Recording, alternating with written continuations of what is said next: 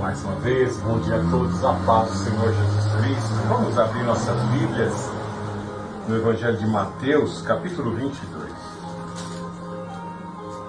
Evangelho de Mateus, capítulo 22.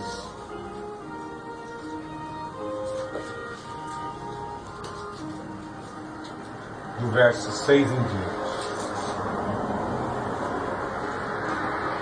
Mateus, capítulo 22, do verso 6 em diante. Os outros, agarrando os servos, maltrataram-nos e os mataram. Mas o rei ficou furioso e, enviando seus exércitos, destruiu aqueles homicidas e incendiou a cidade deles. Então disse aos servos: na verdade, o banquete de casamento está preparado, mas os convidados não eram dignos. Ide pelos cruzamentos das ruas e convidai para o casamento quantos encontrardes. Aqueles servos saíram pelas ruas e reuniram todos que encontraram, tanto maus quanto bons, e o salão nupcial ficou cheio de convidados.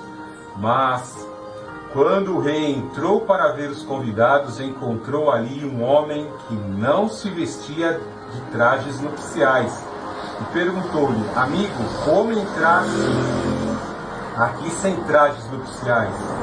Ele, porém, calou-se. Então o rei ordenou aos servos: amarrai-lhe os pés e as mãos e lançai-o nas trevas exteriores. Ali haverá choro e ranger de dentes, porque muitos são chamados, mas poucos os escolhidos. Senhor Jesus Cristo, louvado seja o teu nome. Senhor Jesus Cristo, nós atendemos ao teu convite. Senhor Jesus Cristo, nós atendemos a voz do teu Espírito Santo. O Senhor nos chamou e nós não podemos resistir. Aqui estamos nós te servindo, aqui estamos nós fazendo a tua obra, aqui estamos nós na tua casa te adorando, aqui estamos nós testemunhando da tua palavra, da tua presença, ó Senhor Jesus Cristo, ó Santo Espírito do Deus Altíssimo. Faz inserir, Pai Santo, em nossa mente, grava, Pai Santo, essa palavra em nossa mente, que nós fomos convidados para um casamento e nós vamos nos casar com o Senhor Jesus Cristo na sua vinda gloriosa. Senhor Jesus Cristo, te suplicamos, guarda-nos, Pai Santo, pela fidelidade, através e pelo poder do Santo Tutor, o Espírito Santo, nos guarda na tua presença, nos guarda purificados, Pai Santo, pelo teu sangue, santificados pelo teu Espírito Santo. Senhor Jesus Cristo, lava as nossas vestes para que possamos, meu Deus, adentrar ao teu reino. Lava-nos com teu sangue poderoso, a única substância viva, poderosa, eterna, que pode apagar os pecados e romper com toda maldição. Em nome do Senhor Jesus Cristo, nos reveste com o Espírito Santo, nos adorna com os dons espirituais para executarmos, Pai Santo, e desempenharmos as funções do teu reino, neste mundo corrompido, mas que exaltam a santidade e o poder do Senhor Jesus Cristo. É no teu nome, Senhor Jesus Cristo, que eu coloco a minha vida à tua inteira disposição. É no teu nome, Senhor Jesus Cristo, que eu repreendo agora os espíritos imundos contrários à pregação do Evangelho, em nome do Senhor Jesus Cristo, que toda a força operante das trevas seja afastada, repelida agora pelo fogo do Espírito Santo, em nome do Senhor Jesus Cristo.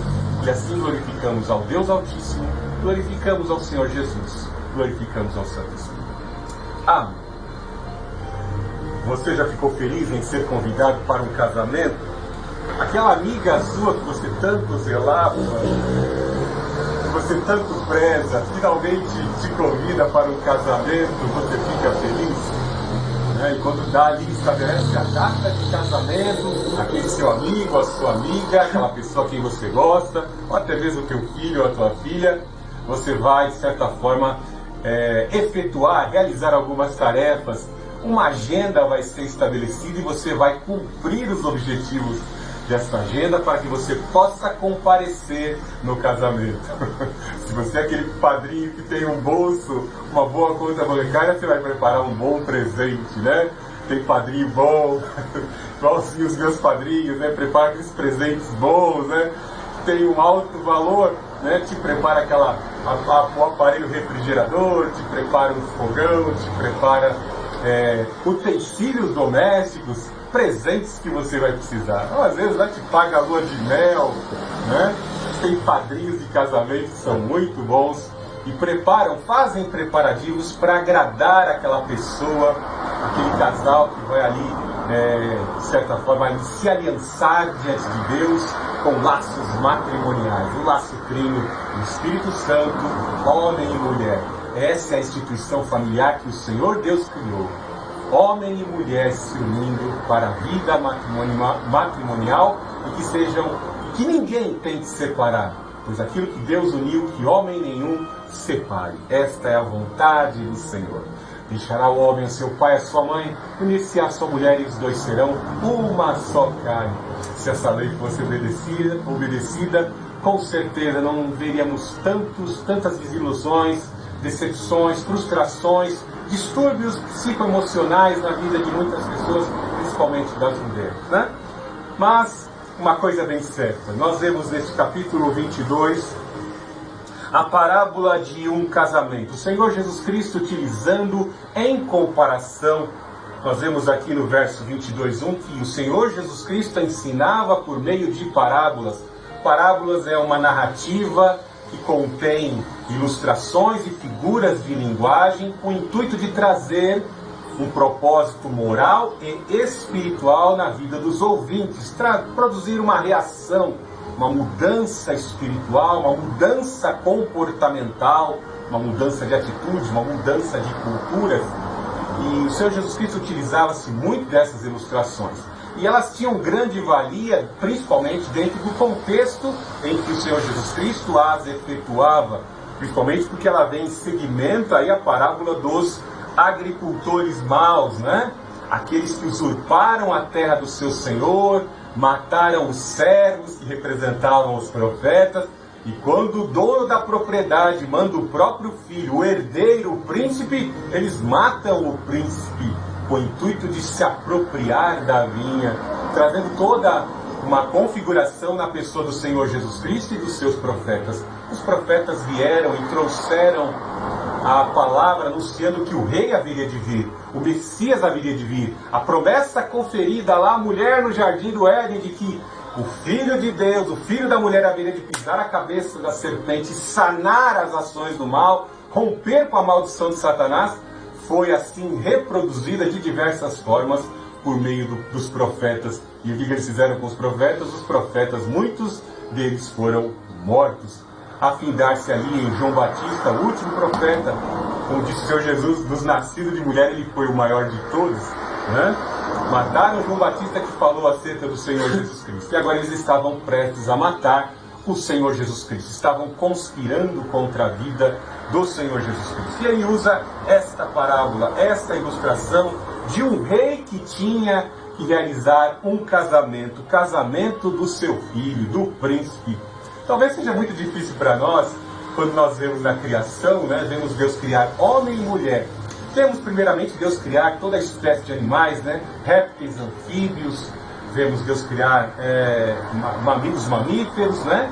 E a gente sempre imagina nessa situação de tentar compreender a criação e a reprodução, sempre a identidade sexual de um macho e a identidade sexual de uma fêmea, pois a união de célula masculina e feminina vão gerar, através de uma conjunção, célula masculina e célula feminina vão gerar um mesmo ser da mesma espécie.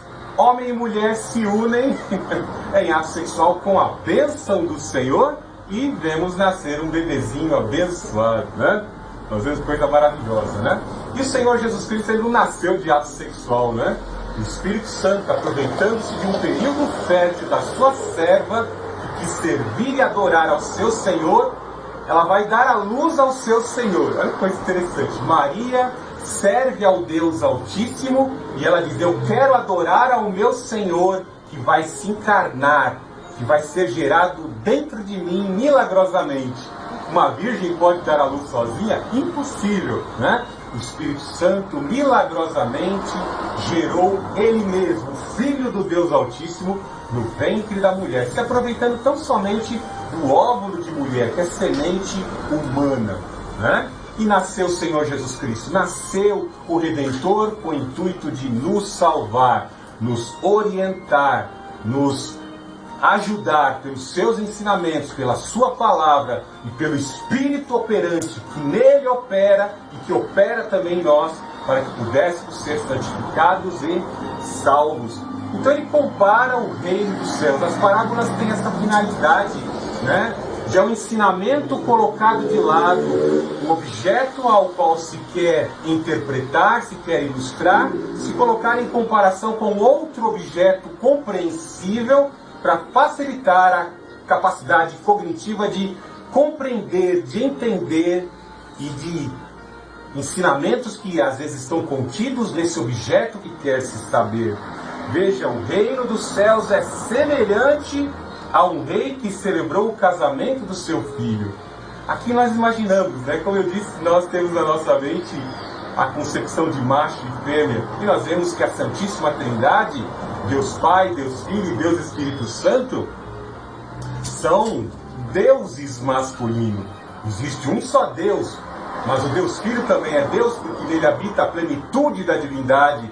Pedro disse, como mentiste ao Espírito da verdade, mentiste ao próprio Deus. Então ele aponta que o Espírito também é o Deus Altíssimo e que merece toda a reverência, respeito e adoração, o Santo Consolador.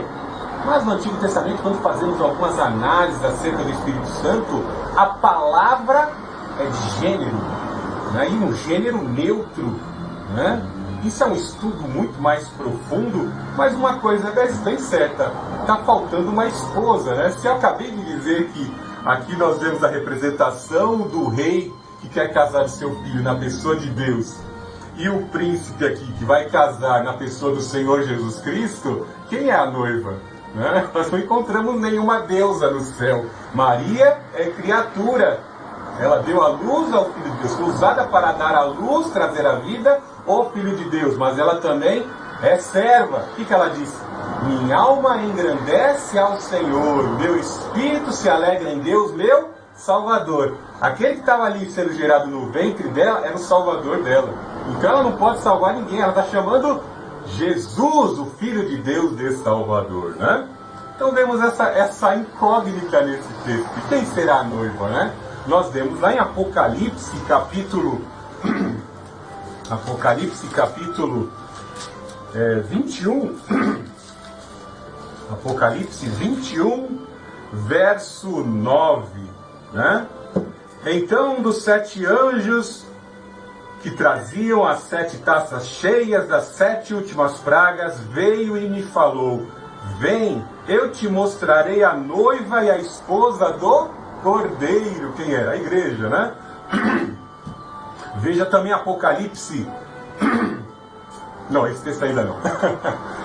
Então agora nós temos aqui a descoberta de que o Senhor Jesus Cristo vai se casar. E ele vai se casar com quem? Comigo, com você, com a igreja de Cristo num todo. Lembra lá na carta aos Efésios também, Paulo fala de um mistério, né?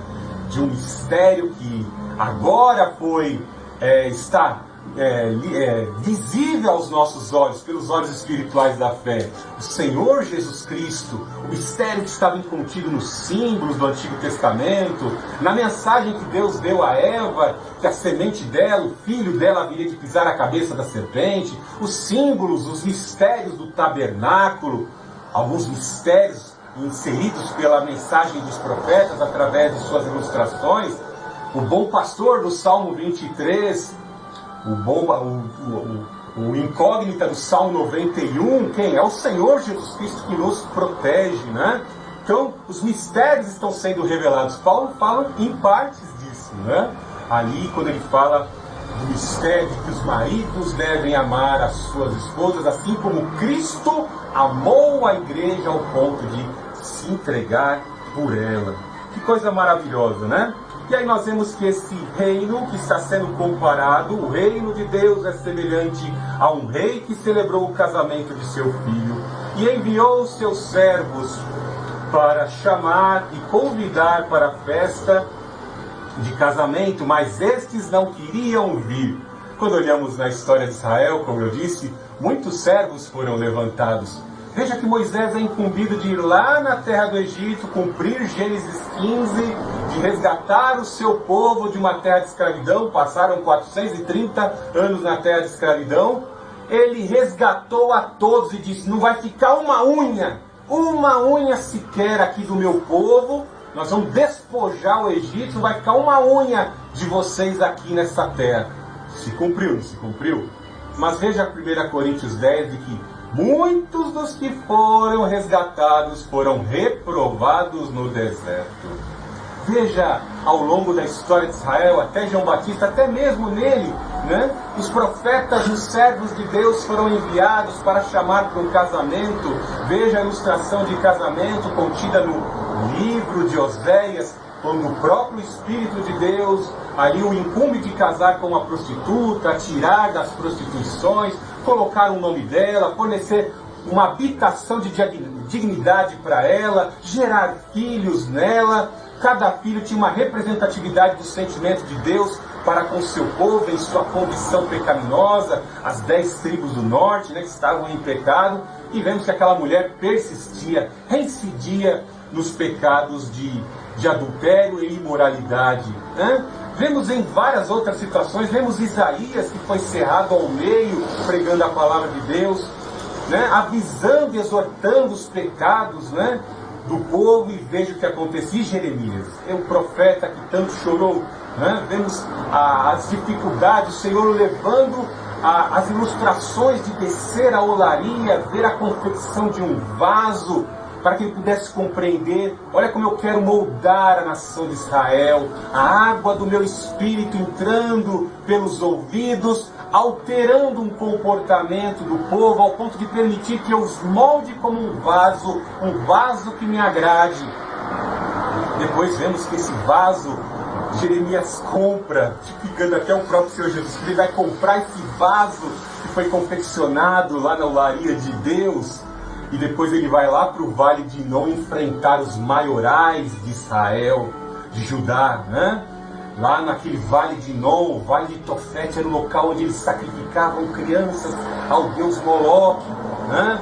Ele exorta o pecado dos reis, dos sacerdotes que estavam ali, e depois de ter exortado, ele pega aquele vaso que ele comprou, ele representa até o Senhor Jesus Cristo, ele quebra o vaso, e quando ele prega a mensagem de Deus, o que acontece com ele?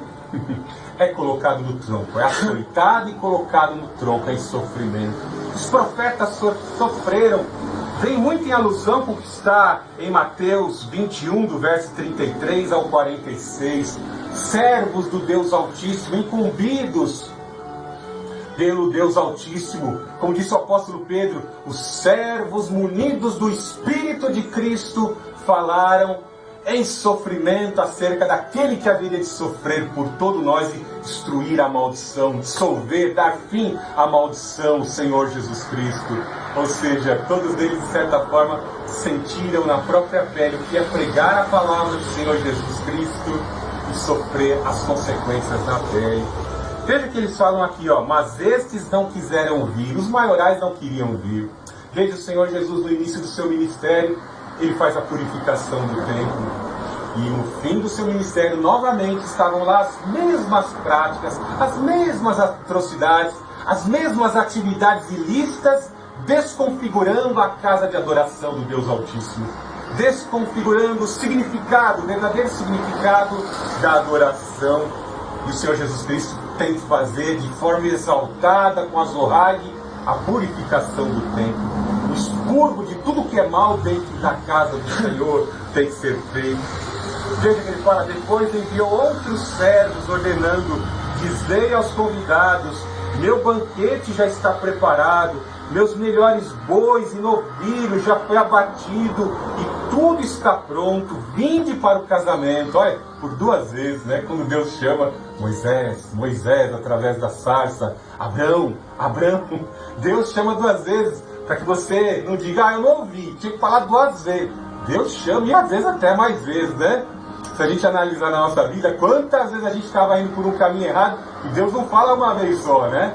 Deus confirma a sua profecia por 2, 3, 4, às vezes até 3 profetas, 3 servos de Deus, vem com mensagem particular à tua vida, para que você mude o destino. Mas adiantou? Não.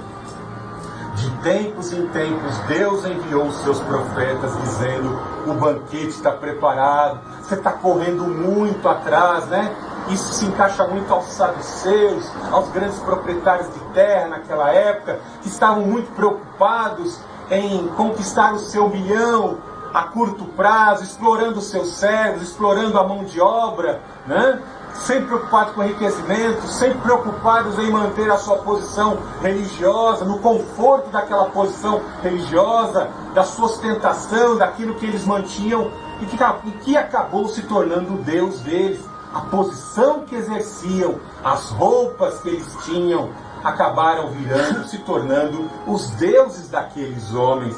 Deus enviou o servo: tem uma festa maior, o que tem a ser oferecido nessa festa, o meu Senhor, Ele é todo poderoso, o que Ele vai dar, a riqueza que Ele vai dar, e quem participar vai receber algo muito maior do que o que essa terra pode oferecer. Mas o que eles fizeram? Trataram com desdém. Veja como eles trataram no verso 22:5. Eles, porém, fizeram pouco caso do convite, e foram ao seu campo, outro para os seus negócios. Ou seja, os seus negócios, as suas atividades lucrativas, a sua atividade religiosa hipócrita e que não servia mais para nada, era muito mais valorável para aqueles homens, ao ponto de tratarem com desdém. Não existe só ditadura no comunismo, às vezes existe ditadura dentro das grandes corporações, né? Veja aí no verso 6. E os outros, agarrando os servos, maltrataram e os mataram, né? Olha só, né? Estavam preocupados com os seus negócios, né? Para não houverem perda, maltrataram os seus servos, né? Maltrataram e os mataram, chegaram a matar, né? Lá em Tiago diz que o clamor dos escravos já chegou aos ouvidos do Senhor dos Exércitos. A hora da fatura vai chegar. E o Senhor virá com juízo para aqueles que exploram e matam os servos do Senhor. Não fique se vangloriando de igrejas quebradas. Não fique se vangloriando com símbolos do cristianismo destruído. Não fique se vangloriando de igrejas fechadas. Povo de Deus disperso, não fique se vangloriando. A hora vai chegar, e vai chegar mesmo, e chegou para eles lá atrás.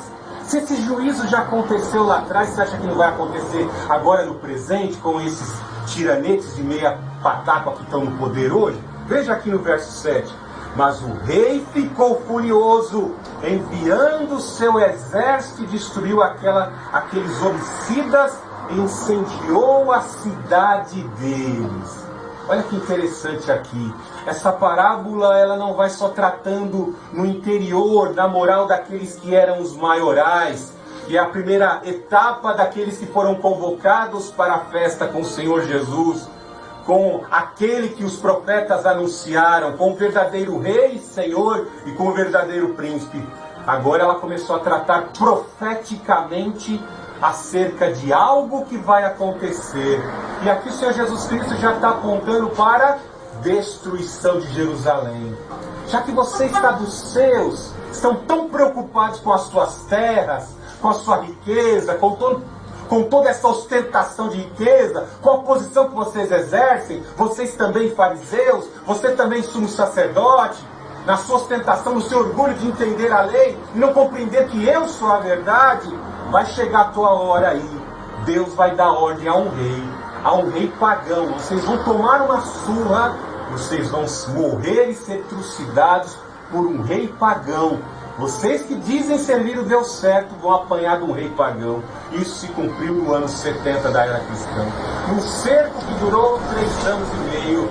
Veio lá Vespasiano e o seu filho Tito em 2 etapas de guerra em 3 anos e meio e destruíram por completo a cidade, incendiaram a cidade, incendiaram o templo, que era um local de ostentação dos religiosos, da casta religiosa da época. Atearam fogo naquela casa de adoração, naquele templo de Herodes de ostentação para derreter todo o ouro que tinha na simbologia dentro daquele templo, o ouro que tinha no teto, e tiraram pedra sobre pedra, como o Senhor Jesus Cristo fala em Mateus 24, não ficará aqui pedra sobre pedra, e destruiu a todos. Aquilo que eles conquistaram foi tudo perdido, porque aqui está dizendo, a cidade vai ser destruída, incendiada. Aqueles homicidas, os maiorais daquela época, o Senhor Jesus chamou de homicidas, porque matavam os profetas, matavam os inocentes, e proporcionaram, por meio de seu ensino falso, a morte espiritual de muitos. A fatura chegou para aqueles. Veja no verso 8, então disse aos servos, na verdade, o banquete de casamento está preparado, mas os convidados não eram dignos. Olha que coisa interessante, né? Nenhum de nós tem condição de se salvar, mas o Senhor, na sua infinita misericórdia, ofereceu chance de salvação para todos aqueles que o condenaram, que mataram o Filho de Deus, que conspiraram contra a vida dele. E aqui ele fala, ó, eles não tinham dignidade, não possuíam integridade, não desejavam no coração ser íntegros. Nós vemos que na parábola do publicano, aquele publicano, ciente do seu pecado, do seu fracasso, de como ele era inclinado para o mal, ele golpeava o seu peito dizendo, "Sê propiciação por mim, sê propiciação por mim", porque ele queria que o próprio Deus, na sua graça, aplacasse o mal que estava dentro dele, aplacar a ira do Deus Altíssimo na pessoa dele mesmo, que é o Senhor Jesus, né? Para conter, dissolver o pecado e o mal daquilo que ele tinha realizado e que estava na vida dele, para aquilo ser dissolvido. A ira de Deus foi aplacada pelo próprio Deus na pessoa do Senhor Jesus Cristo. Quando imputamos nós, como publicanos, nossos pecados sobre o sacrifício do Senhor Jesus Cristo, e o Senhor Jesus Cristo recebe esse aplacamento na cruz do Calvário, quando ele morreu pelos nossos pecados. Amém? Veja no verso 9, a segunda etapa do chamado, do trabalho dos servos. Primeiro vemos os profetas, vemos os servos de Deus, de Moisés, de Enoque, começando lá por Enoque, né? Passando por todos os profetas até chegar a João Batista e o Senhor Jesus Cristo, né? E aí veja a segunda etapa do trabalho dos servos. Veja aí no verso 9, 22, 9. Ide pelos cruzamentos das ruas e convidai para o casamento quantos encontrardes.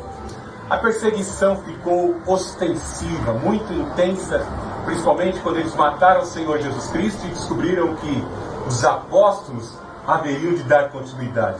Primeiramente, quando viram o Senhor Jesus Cristo morrer, os apóstolos ficaram temerosos e muqueados dentro de casa, temendo. Vemos que naquela época só as mulheres agiram com coragem e saíram divulgando que o Senhor Jesus ressuscitou, né? Maria Madalena já saiu rapidamente, pois o mestre disse, ela não queria nem largar o mestre, né? Agarrou o mestre, Maria, me solte, vai, diga a Pedro que não te largo, meu mestre. Ficou ali agarrada, né? E ela saiu depois dizendo, o mestre, eu encontrei o Rabone, o Senhor Jesus ressuscitou dentre os mortos naquela manhã de domingo, né? E os apóstolos ali ficaram com medo, duvidando a princípio, né? Mas depois do Pentecoste, o poder do Espírito Santo descendo sobre a vida dos cristãos, com línguas de fogo repartida, o próprio Espírito se repartiu em língua de fogo sobre a cabeça, como selo, garantindo as promessas de Joel, capítulo 2, verso 29 em diante. Poder, faculdades, recursos espirituais sendo colocados sobre a cabeça dos apóstolos, para que humanos, pobres, humildes, sem recurso algum, pudessem avançar em continuidade à obra do Senhor Jesus Cristo, porque ninguém consegue. Sem o Espírito Santo nós não conseguimos fazer a obra de Deus, nem ensinar a palavra de Deus. Precisamos dos dons espirituais e eles cumpriram isso. Veja que a incumbência deles era ir pelas estradas, pelos caminhos. Quem quer que eles encontrassem deveriam pregar o casamento. Vai haver um grande casamento. Ó. Os judeus rejeitaram o casamento, não querem ir. Então eu vou dar o meu reino, eu vou chamar para o casamento do meu filho outras pessoas. E aí vamos ver quem eles vão encontrar no 10. Aqueles servos saíram pelas ruas e reuniram todos que encontraram, tanto maus quanto bons, e o salão nupcial ficou cheio de convidados. Muitos são chamados, poucos escolhidos. Lá no tribunal Bema tem algo interessante, né? Todos passarão pelo tribunal de Cristo para prestar conta das boas e das más obras da carne, né? Tem pessoa que começa no reino de Deus, nasce em lar cristão, aí se afasta, volta de novo, aí encontra um entrave na vida, se afasta, aí quando está lá no fundo do poço, no pecado, Jesus estende a mão, resgata, a pessoa volta com força total, e o estágio último de vida da pessoa é bem maior, né? Bem maior e sana tudo que foi feito de errado, que as coisas velhas ficaram no passado, esse tudo se fez novo. Cada conversão, cada exemplo de vida nos são ilustração aqui, que existem pessoas no mundo que Deus resgata de dentro das seitas, estão lá sendo agentes do diabo, mas são resgatadas. Então, tanto os bons como os maus. Algo interessante é que não há um justo sequer, pois todos pecaram e destituídos estão da glória de Deus. Nunca o Evangelho foi tão difundido como nos dias de hoje, pois vemos na internet, vemos até algumas denominações restritivas que condenavam o aparelho televisor em casa nos anos 70 e 70, e hoje eles estão aí, ó, enfiados dentro da internet, do YouTube, propagando as suas mensagens, né? Condenavam tanto, mas hoje estão se abrindo para a internet, porque viram um ótimo veículo de transmissão internacional, mundial da mensagem do Evangelho, né? Quantos recursos não possuem aí a plataforma do YouTube? Então o Evangelho está sendo propagado com intensidade, por mais que o mal e o sistema tente impedir que as casas de adoração se abram em período de pandemia, mas nós estamos firmes pregando o Evangelho na plataforma do YouTube para que o mundo inteiro possa descobrir e ouvir que Jesus Cristo salva, que Ele é o único Senhor e Salvador, tanto bons ou maus.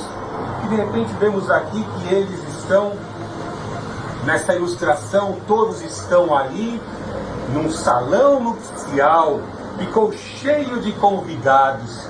Uma coisa bem certa que talvez não se encaixe esse momento da ilustração do salão nupcial com alguns julgamentos que o Senhor Jesus Cristo assim nos impõe como doutrina, mas entenda como uma ilustração de que Deus está atento a todos que são colocados em regiões celestiais, a todos que estão galgando os degraus da condição espiritual. Como eu falei aqui alguns instantes atrás, alguns se converteram, vão até a igreja, participam do culto como uma reunião social, religiosa, mantém aparência, mas existem áreas da sua vida em que o demônio e os ídolos continuam ali instalada, escondidinho, como Raquel com o ídolo debaixo da sua cela, está com o terapim escondido ali, como Saul que tinha terapins dentro de casa,